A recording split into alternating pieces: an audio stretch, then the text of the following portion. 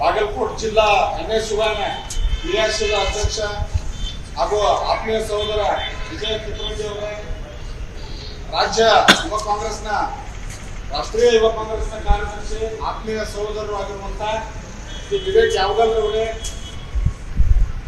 ಹೋರಾಟಗಾರ ಮತ್ತು ವಕೀಲರ ಸಂಘದ ಮಾಜಿ ಅಧ್ಯಕ್ಷರು ಸ್ನೇಹಿತರಾದ ರಮೇಶ್ ಬದ್ನೂರ್ ಅವರೇ, ಸದ್ದಾಮ್ ಅವರೇ ಮತ್ತು NS ಎಲ್ಲ ಪದಾಧಿಕಾರಿಗಳೇ ಹಾಗೂ ಸಹೋದರರೇ, ಇವತ್ತು ತಮಗೆಲ್ಲ ತಿಳಿದಿದೆ, ಈ ಚುನಾವಣೆ ಉಪಚುನಾವಣೆ ಅನಿವಾರ್ಯವಾಗಿ ಬಂದಿರತಕ್ಕಂಥ ಉಪಚುನಾವಣೆ.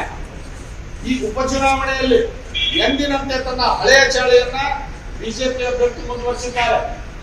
ಆ ಹಳೆ ಚಾಳಿ ಏನು ಅಂತ ಹೇಳಿದ್ರೆ, ಅವರ ಗೆಲುವಿನ ಗುಟ್ಟು ಅಕ್ರಮ ಮತದಾನ. ತಮ್ಮ ವಿದ್ಯಾಸಂಸ್ಥೆಗಳಲ್ಲಿ ಓದುತ್ತಾ ಇರ್ತಕ್ಕಂಥ ಅಮಾಯಕ ವಿದ್ಯಾರ್ಥಿಗಳನ್ನ ಅವರ ಸ್ವಂತ ಊರುಗಳಲ್ಲಿ ಅವರ ಮತದಾರರ ಪಟ್ಟಿಯಲ್ಲಿ ಹೆಸರಿದ್ರು ಕೂಡ ಅದನ್ನ ರದ್ದುಪಡಿಸಿ ಅಥವಾ ಅಕ್ರಮವಾಗಿ ಬೇರೆ ರಾಜ್ಯಗಳಿಂದ ಬಂದಿರತಕ್ಕಂಥ ವಿದ್ಯಾರ್ಥಿಗಳನ್ನ ಇಲ್ಲಿ ತಮ್ಮ ಶಿಕ್ಷಣ ಸಂಸ್ಥೆಗಳ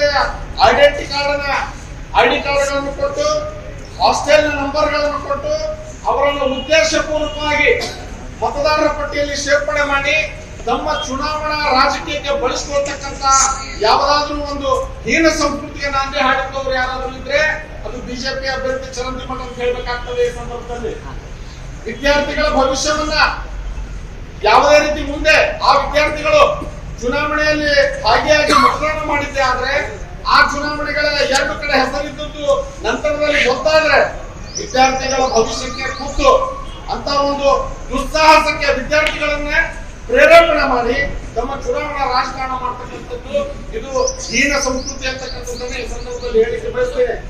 ವಿದ್ಯಾರ್ಥಿಗಳ ಭವಿಷ್ಯದ ಚೆಲ್ಲಾಟ ಆಡಿ ತನ್ನ ರಾಜಕೀಯ ಬೆಳೆಯನ್ನು ಬೇಯಿಸಿಕೊಳ್ತಿರ್ತಕ್ಕಂಥ ಕ್ಷಣ ಕ್ಷಣದ ಸುದ್ದಿಗಳಿಗಾಗಿ ಫ್ರೀಡಂ ಟಿವಿ ಸಬ್ಸ್ಕ್ರೈಬ್ ಮಾಡಿ, ಲೈಕ್ ಮಾಡಿ ಹಾಗೂ ಫಾಲೋ ಮಾಡಿ. ಹೊಸ ಸುದ್ದಿಗಳ ನೋಟಿಫಿಕೇಶನ್ಗಾಗಿ ಬೆಲ್ ಐಕಾನ್ ಮೇಲೆ ಕ್ಲಿಕ್ ಮಾಡಿ.